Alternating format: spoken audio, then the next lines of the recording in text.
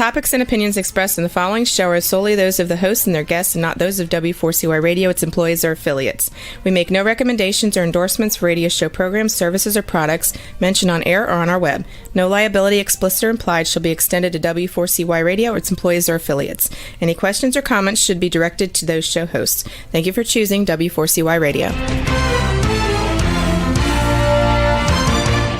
Welcome to the Ask the Expert show on W4CY Radio and Talk4 TV, where we bring you educational information from top local experts in the fields of legal, health, financial, and home improvement. Now sit back and listen to experts in family law, association law, hearing loss, business brokers, home care, along with many other topics. Now here are your hosts, Steve-O and Sophia.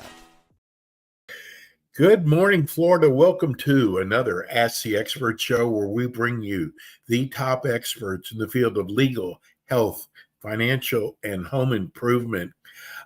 Today's show is going to be new to a lot of you as we have broadened this show from just Tampa to the whole state of Florida. We have two of the greatest personal injury attorneys that are going to be able to educate you, especially in the areas of auto accidents and slip and falls.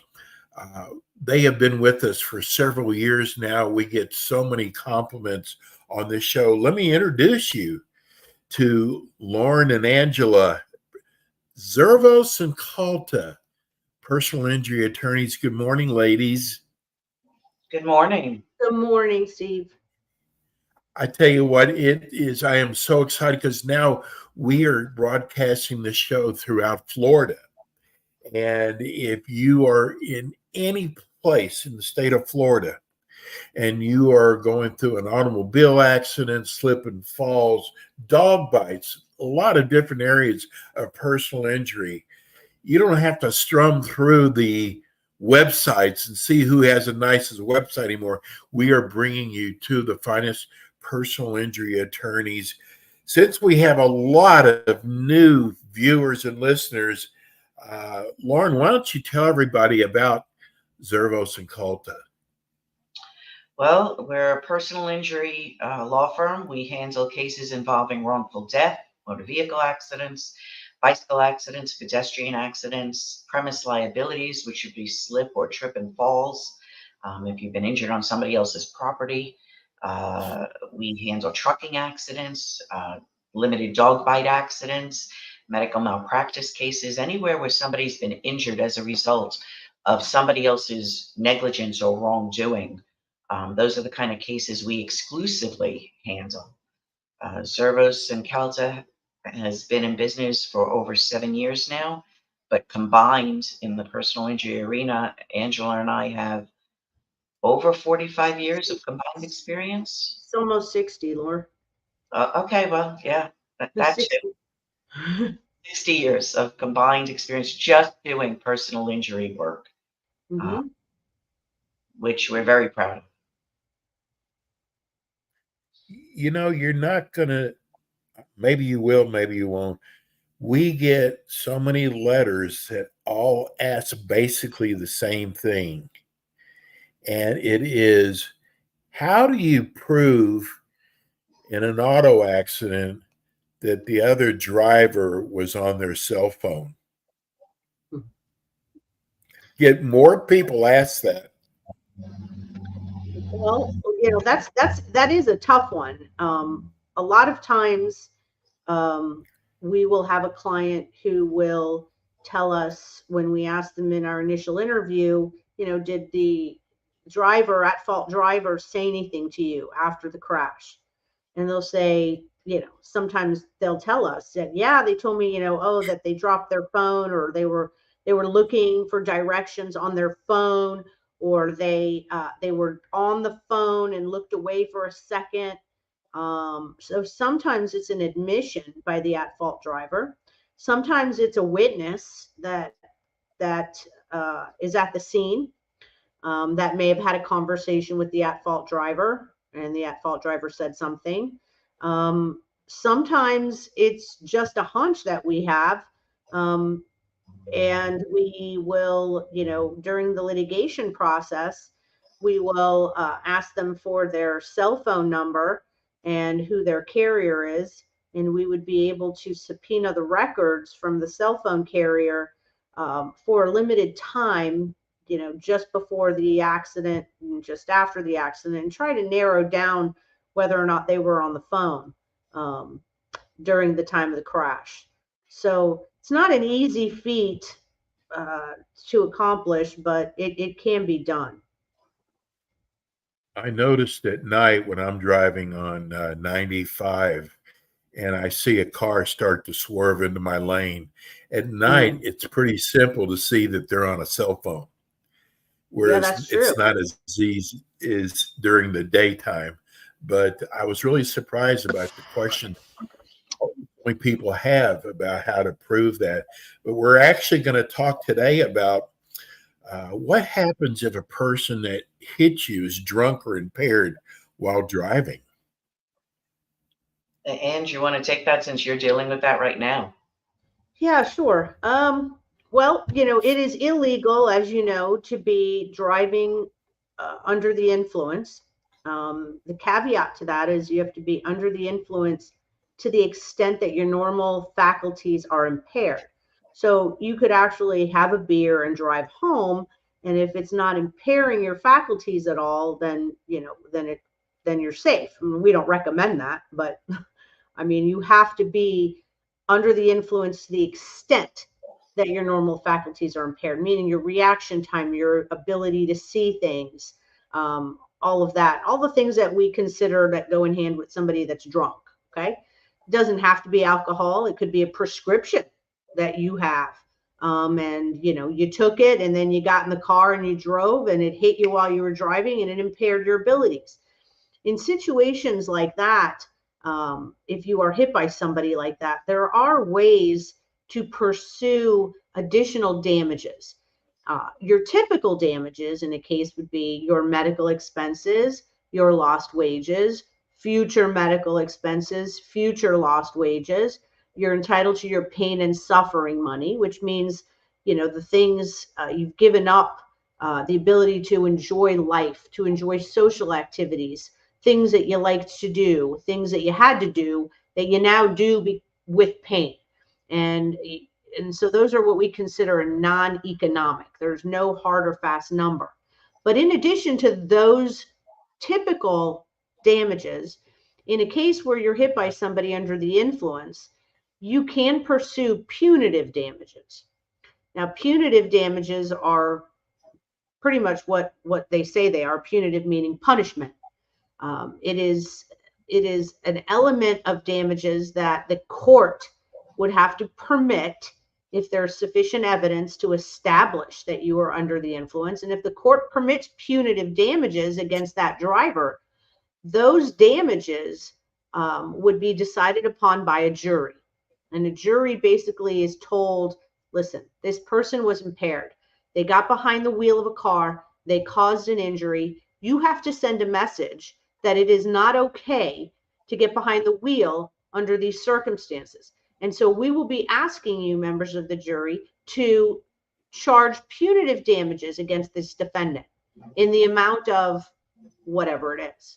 So if somebody is really, really drunk and their blood alcohol is a point, 2 to 3 times the legal limit, we're going to ask the jury to impose a lot of punitive damages, because it wasn't like that person was just barely over the legal limit. This person really took a huge risk by getting behind the wheel. Punitive damages are a very dangerous thing because the insurance companies exclude that from their policies. So if you get an auto insurance policy and you're covered, let's say, just hypothetically with Geico or Progressive, there's going to be something in their auto policy that says, listen, if you drive and you're under the influence and you cause an accident, we'll pay for the damages, the typical damages that I talked about, but we're not on the hook for punitive damages. So you can't pass that buck along to your insurance company and think, well, they're just going to pay it. Those damages will stick with you in a judgment, and you're personally responsible for those. and they are not dischargeable in bankruptcy. So you can't even have these damages charged against you by a jury and then say, oh, I'll just go file bankruptcy and that'll wipe that out. Those damages will stick with you forever. And so, and obviously, we get collection attorneys involved in our cases if it comes to that. Those attorneys will go and garnish somebody's paycheck, take their IRS tax refunds. There's a lot of ways we can collect those. But going to the right attorney is crucial because there's a method to getting to the judge to ask for punitive damages. It's not an automatic thing. So you've got to have an attorney that has that kind of experience in litigation, that looks outside of the box and is not afraid to pursue that in the lawsuit and get in front of the judge and ask the judge to include punitive damages as one of the counts against the at-fault driver. If I was the insurance company, I would dread having to go up against either one of you.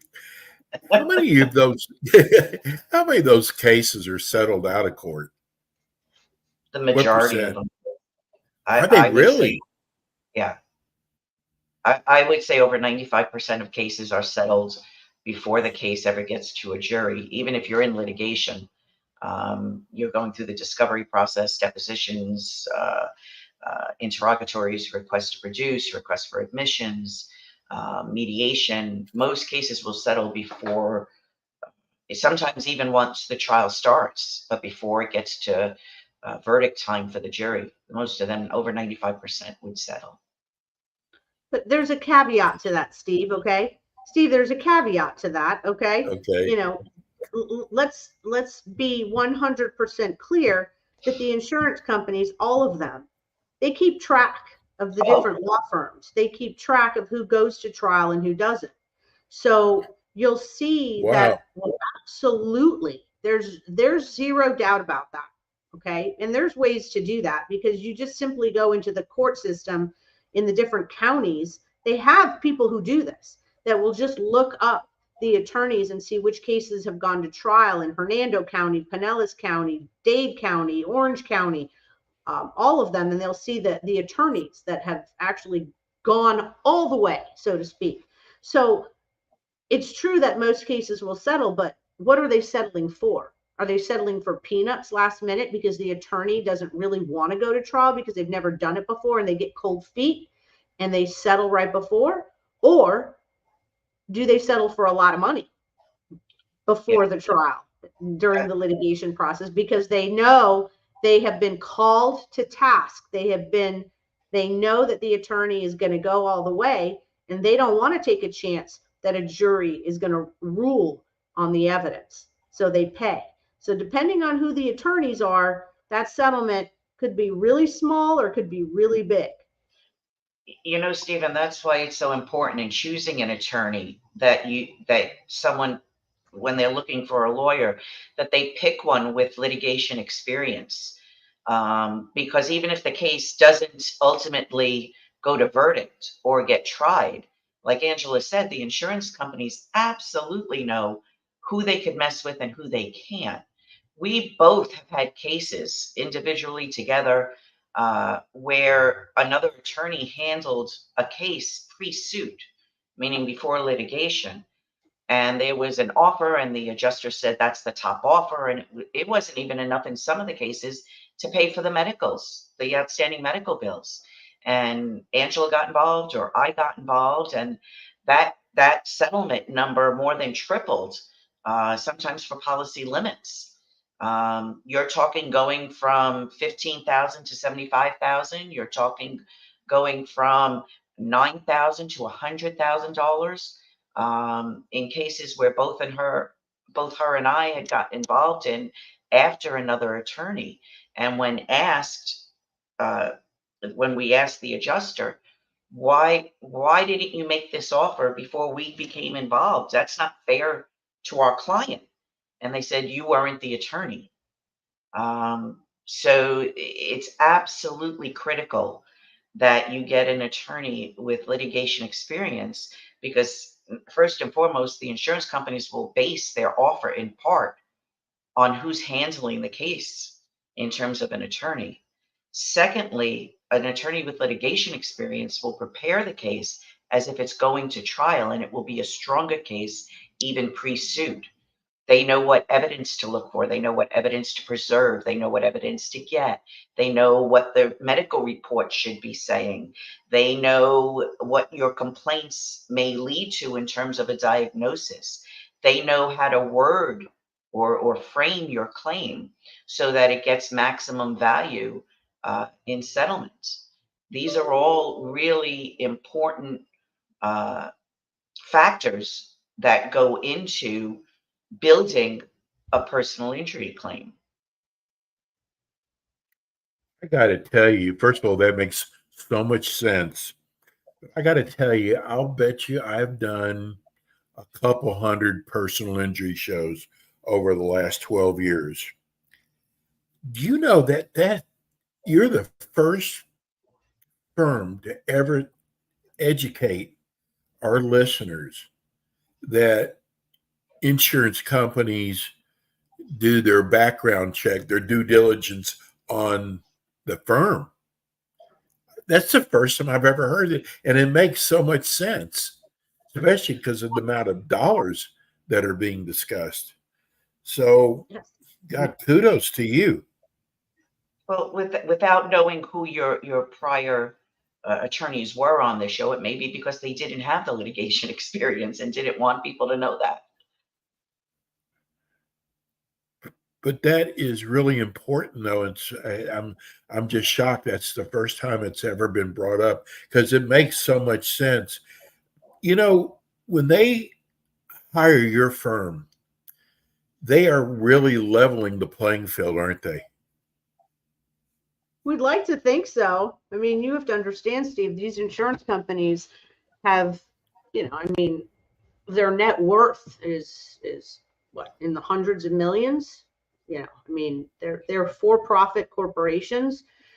They have an endless amount of money to fight, lawyers like us. But one of the things that is so important is that the firm has the financial capability to fight back. There's a lot of lawyers who don't retain funds to hire experts that will be competitive with the insurance company experts. I mean, think about it. If you don't have the money in your operating account and you need to hire an expert to go against, let's say the insurance companies hired a medical expert, a billing expert, an economist expert, a rehabilitation expert. We have to have experts to combat all of their experts. That costs a lot of money, Steve, a lot. Exactly. I will tell you, one trial I had in 2009, it was a 2-week trial, and we spent $160,000 to get the case to trial. So that's a lot of money. And I mean, we put that on the line to try the case, and we didn't lose the case. This was back when I was with another firm and I was a partner there. But just to give you the example, you've got to have a law firm that not only has the experience, but has the financial backing to do it. And Lauren and I are very careful to maintain funds, so that we can fight the big guns and hire the very best experts if we need to. This is a great time to bring up how you're compensated, because a lot of people don't realize that you work on a contingency basis. We do, Steve. We don't get paid unless we obtain either a settlement or a verdict on behalf of our client. So there's no retainer fee. There's no money out of pocket for anyone who comes and signs on. Our percentage is a third if we settle it before filing a lawsuit, and 40% if we file a lawsuit and the time has passed for the defendant to answer the lawsuit up until trial. And if we don't obtain a verdict or a settlement, we don't get paid, and we like to get paid.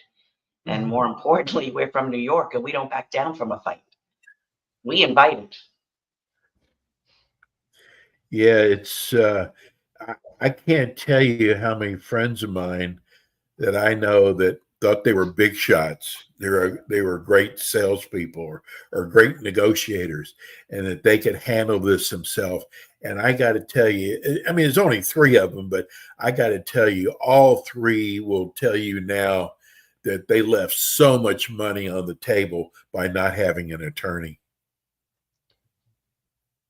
That's true. I represented a wonderful woman probably 12 to 15 years ago she was very smart. She was educated. And she had gotten an offer of $40,000. I won't say from which company. And that was a pretty fair offer. I mean, it seemed like a lot of money at the time. $40,000, it would have been clear to her, non-taxable, and she could have taken it. And something struck her odd, like, why are they offering me this much money? So she came to see me and hired me back then. And interestingly enough, the case ended up settling for close to $400,000 about 18 months later. And, I thought that it would be unfair to take a fee on that first $40,000 because that was something that she had secured on her own. So as a courtesy, I did not take a fee on that $40,000, but I think most lawyers would do that. I didn't do that. And not only did I have a client for life, but I had a friend for life too, because I did the right thing. So, but to your point, yes, I mean, that's just a perfect example that they offered her, they offered her 10% of what the case was worth. Before we get out of here, I want to ask you, do you have concerns? Automobile rates are going sky high. I mean, they're crazy. Do you have concerns that people aren't going to be have auto insurance? I know it's against the law, but the rates are just insane. That was a concern even before the rates started climbing, because people just don't prioritize in car insurance as a necessity. If they could get away with it, they will.